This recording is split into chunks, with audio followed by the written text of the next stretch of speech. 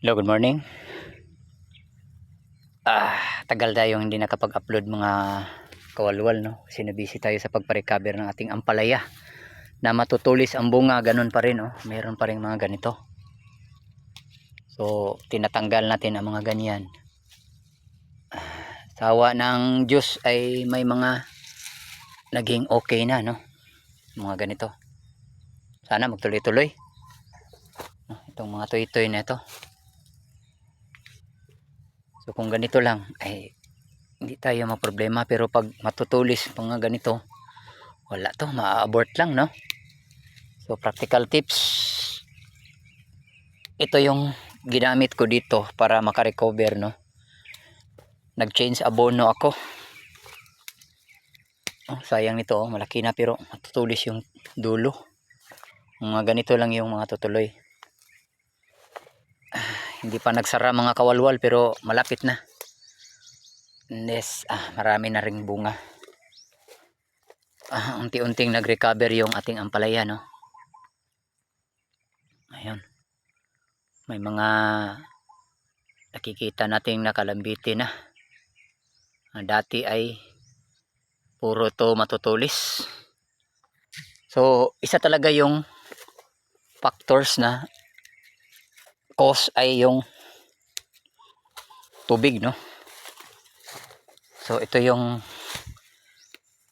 ating parang lesson unlearned, no? Na pag mag-ampalaya tayo, mabuti kung meron tayong drip irrigation, no? Malapit lang tayo dito sa Davao River, pero ang ginamit natin ay ano lang, water pump lang, no? So hindi kinaya. Medyo may mga okay na, pero hindi pa rin nawawala yung mga matutulis, no? Pero yung mga ganito, okay na to. Yan. Sana unti-unti itong mag-recover, no? Ganito lang sana.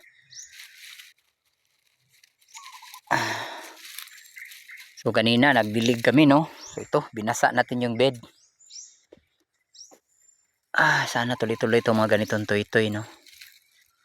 O ito mga kawalwal, oh, matulis na naman.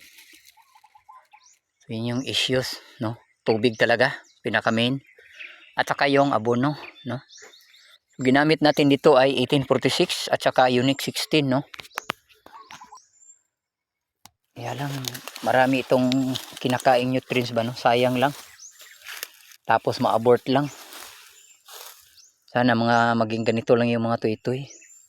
Kapag ulan yung magdilig. Kaysa manual tayo, no? Ito, mga abort lang, no? Tanggalin natin para di yan kakain ng nutrients, no? So mga natitira lang yung mga ganito. Yan, sana tuloy-tuloy na yan. Ito. So dati ano to, napaka-severe nito, no? So hindi lang tayo nag-give up, no? Sayang kasi pag i-give up natin yung tanim, no? Ngayon na ano na, may edad na siya. Tsaka malapit na siyang magsara. Sa mga ganitong edad kasi dapat ano na to.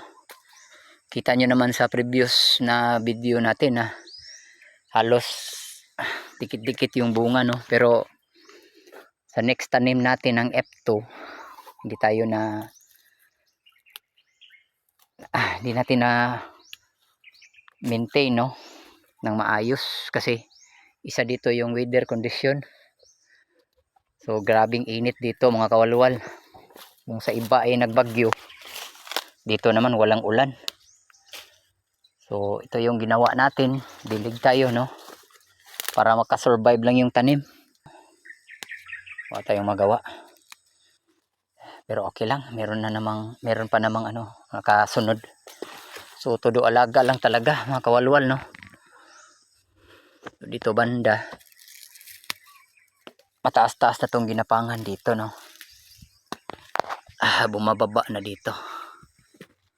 So medyo marami-rami dito ng konti, no. Hanggang doon sa dulo, oh. Ayun. Nag-umpisa na dito. And then meron pa naman sa siding. Meron pa namang bunga sa siding natin, no. So next tanim natin dito pa rin tayo, no. Pero meron na tayong kumbaga technique, no. Subukan nating magtanim doon sa kabilang bed, no. Tsaka damihan natin yung ipot ng manok. At may set up tayo na drip irrigation, no. Kailangan laging basa. Hindi pwede pala si ampalaya na ano lang, no. Hindi niya kaya kung tuloy-tuloy yung init. Hindi niya kayang mag-sustain ng nutrients doon sa mga bunga. Kiyat ng ating ampalaya. So only maintain lang natin sa baba. Tanggalin yung lahat ng sanga. Para tuloy-tuloy yung akyat niya sa taas. Tsaka doon na tayo.